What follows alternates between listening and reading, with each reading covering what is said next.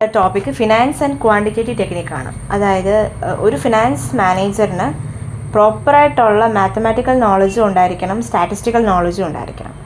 അത് ഇൻക്ലൂഡ് ചെയ്യുന്നത് compounding, discounting, linear programming, probability.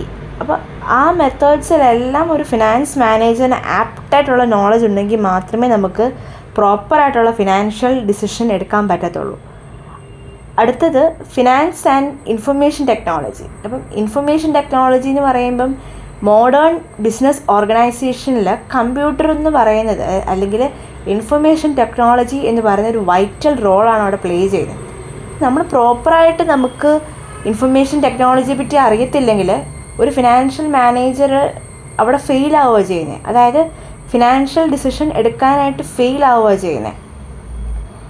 മൂന്നാമത്തെ പോയിന്റ് എന്ന് പറയുമ്പം finance and taxation. So taxation എന്ന് പറയുമ്പോഴും ഫിനാൻസ് മാനേജറിന് ടാക്സ് മാറ്റേഴ്സിനെ പറ്റി അവെയർ ആയിരിക്കണം.